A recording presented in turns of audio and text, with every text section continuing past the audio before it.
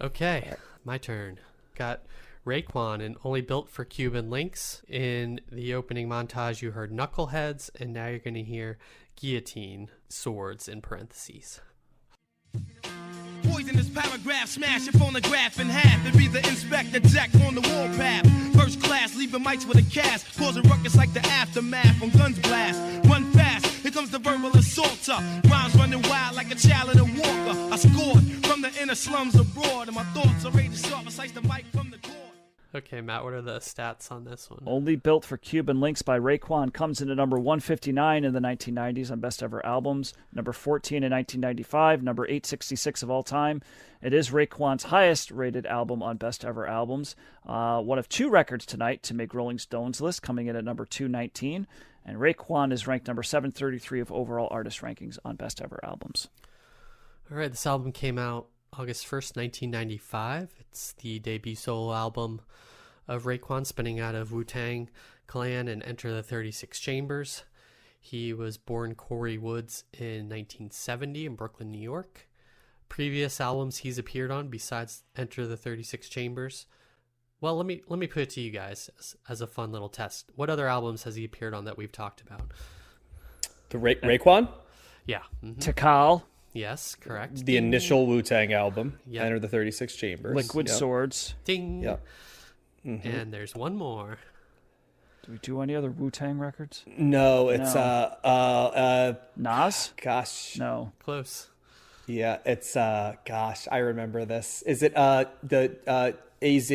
Nope, it's Mobb Deep, the infamous. Mobb Deep, that's right. He's on this. That was a good record. Yep. So he has 7 studio albums, and this is the first, obviously. Genres rap, a new subgenre, mafioso rap.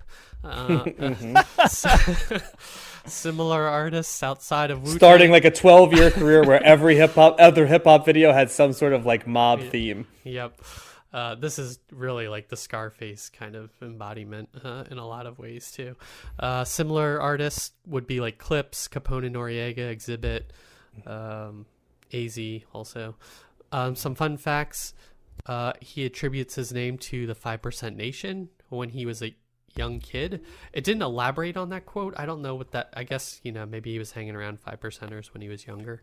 You can hear John try to describe 5%ers in detail in our Eric B. and Rakim album, if you want to go back in time. Mm-hmm. He converted to Islam in 2009. RZA produced this album in its entirety, and he called it a crime mafia story. Ghostface, Killa, and Raekwon are often kind of linked together, and Raekwon himself has said that they were kind of like identical twin mindset, were hanging out all the time, had the same interests, would kind of, have the same thought processes and things like that. Of the album Ghostface, of the title of the album, Ghostface Killa said that they already had the title and that the chain we used to rock back in the day was Cuban Links. And so Ray came up with a theory that like a Cuban link is one of the roughest chains to break, only built for Cuban links. Real N-words, strong N-words. So I thought they were talking about a Cuban golf course. I was going to ask if you could give me some context on the name, Josh, okay. So I'm glad you did that. Yeah, I answered that. Nope, links like in a chain. The song Wu Gambinos was the first song recorded for the album and marked the beginning of the Gambino aliases used for members who appeared on the album. Which is only the 4th funniest title on this album of a song, because there's some great ones. So the Gambino aliases on here are Iron Man, because of Tony Stark's, which is Ghostface. That's Ghostface, right? Yeah. Lou Diamond, which is a reference to the person who invented Cristal. Who's that? Is that like Inspector Deck or somebody? Yeah, I couldn't. Or Master Killa? Yeah, Raleigh Fingers is Master Killer because he rolls blunts that way. I love that there's a Carlton Fisk and a Raleigh Fingers. So that's so good. We've got. I just want a Gaylord Perry is like, yeah. RZA's called Maximilian in a reference to Once Upon a Time in America, the movie, and then the other one is Noodles. That's another reference to Once Upon a Time in America. Those were Jewish gangsters, I think, in that movie. The Wu-Tang Clan is like a name generator, like of the highest order. So yeah, that's all. I didn't put too much in the facts because he's Wu-Tang member. We've talked about Wu-Tang a lot, and we'll talk about Raekwon again at some point, I think, too, with at least the sequel album to this. So we talked about many solo projects. What did you guys think about this one, and how do you put it in relation to kind of the other solo efforts? Well, I mean, my God, this album is stuffed with content. It's both good and bad. It's a very excessive album at 18 songs. It's got, Incarcerated Scarfaces is a title that makes me laugh. Shark, word that cannot be mentioned, is another funny one. I particularly find Glaciers of Ice to be a funny title for a song. Wisdom Body, Wu Gambinos. There's just stuff that just made me laugh. There's a lot. First of all, I love Ghostface Killah, and I love the interplay between Raekwon and Ghostface Killah, and I think at least half of this album, if not more, is actually probably more like 75% is interplay between the two of them, which is the goodness of Wu-Tang Clan. And then a lot of the tracks have both of them and another member of the group, like somebody like Capadonna or Master Killer or somebody on it. So and then others that are deeper cut. I think You Gods in one of them. So some of the members and the affiliates and stuff. So I really like the personnel on this album. I think you've got a lot of my favorite rappers from the Wu-Tang, plus you're bringing in Nas at one point, who fits like a glove into this universe really and stuff. Well. The story here of Black Mafioso. I mean, we've talked about concept albums before, and I think it's we're not going to let hip hop off the hook for having indulgent concept albums as well. Right. And this is one. This does kind of kick off this era where it does become almost like a cliche to see mob life being a avatar for gang life is it transitions from street life to street life with mob elements, which I feel becomes a part of hip hop from 1995 till 2005, and people start naming themselves things like Irv Gotti and stuff like that based on it, and it's a very Scarface type hip hop aesthetic that has a little bit less appeal for me, but the flow is good on this. As always, one thing I like about RZA is that he has a concept of how he does beats, understated, choices. He rides the beat out and lets it be enough. But all of his albums have different sounds in variation thematically. And the sounds he picks here do have a little bit of a mafia, slightly Italian mafia, slightly Latin mafia sound to it, and almost a little bit of a classical standards feel to them. Whereas Liquid Swords had definitely something that was more martial arts, comic booky, and Takal was a lot more basic, gruff, from the streets type sound. And the Wu-Tang albums are always Spartan beats, you know what I mean, that demand you to listen to all of them by design. And we haven't done the ODB album yet, which is going to have its own take, which is I would call it nostalgic meets chaos, and we'll get there. But if we're talking about and I mean that's going to be the fourth of four, right? Of the big ones that came out. There were a couple others that came out before Wu-Tang Forever, but those are the ones in the immediate aftermath that came out that were big hits. And then Ghostface came really close to that album, but that's a while down the road. But this I would say of the ones we've covered so far, it's my second favorite, and it's a really strong hip hop album. It's amazing that a conglomerate can put out this many albums that are this good. It's pretty wild to think about, how often they're guesting, and the quality does not go down a ton. And chalk another one up to the group. I think Raekwon's a very clever constructor of lyrics as well. There's some parts that the combination of how he constructs a rhyme and how Ghostface constructs a rhyme, there is some mind meld. So I could see why they're saying it, but they also have a different way of getting to that, sonically, but also their word choice, and they're very complementary pieces in any song. So it's not hard to see why they get sort of paired together and married together on each other's solo albums, because they feature prominently throughout the next decade, right? And when each of them are releasing albums. So 2 for 2 this week, guys. This is a comfortable thumbs up for me, albeit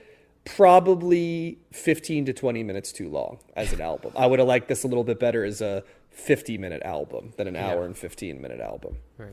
Yeah, well, I'll pick up there, John, because there's a lot going on here. This is a full record. It is very long. It's the beats, the samples are really interesting, and it was kind of like, I don't know, I kind of found it hard to like stay interested in this record, even though it's so. At the same time, it's very interesting, but like I think first of all, my initial reaction was, is RZA producing this? Because there was something about the production that seemed different than the previous Wu-Tang, than the Wu-Tang that I'm familiar with, and the other 2 records that we covered. Yep. And it is him, right? So I was like, Yep. okay. And the more I listened to it, I'm like, yeah, he's clearly going for a different production style here. Even there's some similarities, but I guess it's more about his choices, right? This seems like it's more. Whereas previous Wu-Tang or Liquid Swords in particular, but also Tikal, there's my recollection is that there's kind of like a cooler vibe. And there's a lot of keys on this album, and he uses a lot of keys, like Ice Cream, right? Is like basically like this keysy. Yeah. But this is a little harsher. This is a little bit more discordant. This is a little bit. Like this is. Do you think it feels more like the Wu-Tang album itself? Like I think it shares the most in common with Enter the Wu-Tang as opposed to the other solo. I suppose, but like I guess the main takeaway for me, I found it hard to really grasp onto a lot of the beats, a lot of the production style, not the production style, but more about like the extra sounds, not the beats themselves, but like the music behind it, the effects. It was a little more off-putting. I really liked the production of like Liquid Swords. I thought that there was like great song after great song. There was some really great stuff on Tikal. There's some great stuff on, and there's some great stuff on here too. But like, I found it more songs than not were ones I was like, that's okay. That's it. And I don't know if it was because it was too harsh or it just wasn't melodic enough or just wasn't cool enough, but like there was something a little bit off for me as far as the production goes. I think Raekwon's a great, he and Ghostface Killah, which is, yeah, you're right. He's basically like on just about every 3 songs. I mean, he's on most of these songs. And they're my big 2 in terms of as MCs in the group. And they're great, and their voices are great. But like I think my biggest issue here is the production didn't really grab me as much as I was hoping it would. It does. I wouldn't say that I disliked it. I'm just saying I didn't feel as engaged with this record as I have the other ones. So this is my least favorite of not just of all the Wu-Tang and offshoot solo records. It still got some great moments. The skits too. I think the skits got a little bit long. There's some parts that I'm like, all right, move on.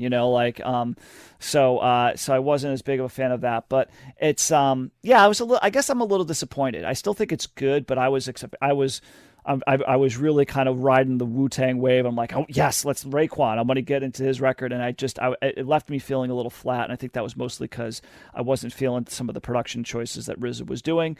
I know that people love this record. It's huge. It's still really well done. It's really innovative. I mean, that's the other thing. Even though I didn't resonate with me as much, I still think RZA's like tremendously talented, and as are all these guys. So yeah, this is more of a thumbs in the middle record for me, though, guys. It was just a little flat for me. I think to your point about the production, I think at least with Liquid Swords, that was kind of like more R&B influence, because RZA was like, or GZA was like interested in the R&B, so there's more R&B samples here.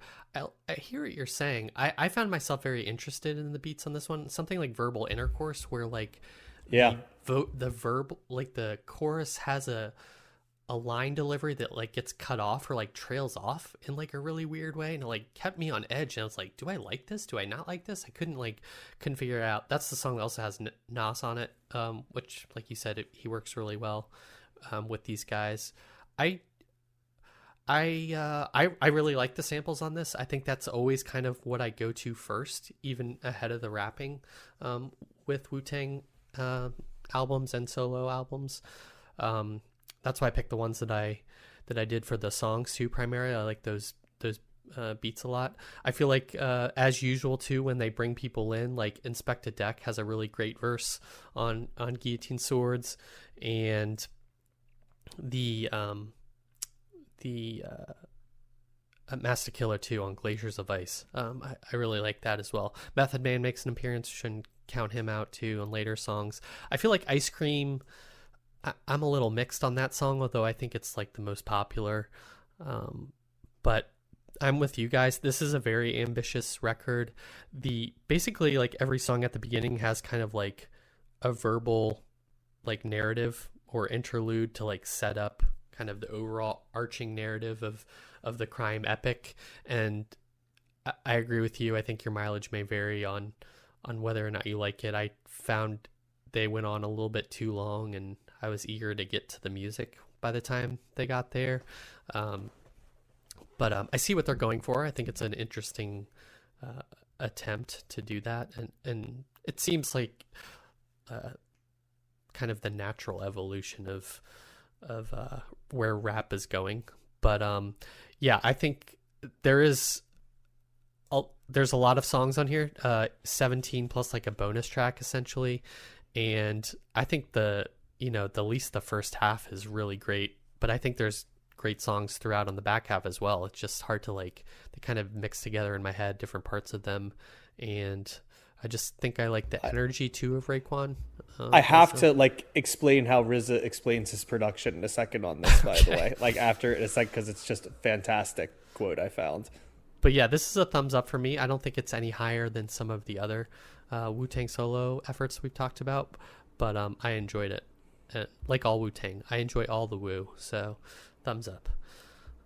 So here's how RZA describes the production of this album, guys. He says, they, meaning Raekwon and Ghostface Killah, had wanted to go to Barbados, but when they got to Barbados, the racism was so crazy. It was on some slave mentality. The blacks was being treated like shit. They stopped back and everything was recorded in my basement. No engineer, no assistant engineer. I did everything on that shit. The only 2 albums I ever produced with nobody fucking with me was this one and Liquid Swords. I was on a mission. To make all those early albums took 3.5 years of my life. I didn't come outside, didn't have too many girl relations, didn't even enjoy the shit. I just stayed in the basement. Hours and hours and days. Turkey burgers and blunts. I didn't know if I was working, but nobody could hear or say nothing. No comments, no touching the board when I leave. Everything was just how I wanted it. Amazing. How is that for a quote? Turkey burgers and blunts. There are so many. I like the description of not having sex as didn't have too many girl relations. It's just a fantastic way to describe that. So also while reading about this album, they have a quote of how Ghostface Killah described himself at this. So I'm going to have to censor the N-word. I'm just not going to say it. I'll just say removed, redacted. Okay. So back then, I was punching a lot of rap Redacted in their face, and Redacted was getting beat up in the clubs. We were banned from everything. They wouldn't even let me in the fucking tunnel.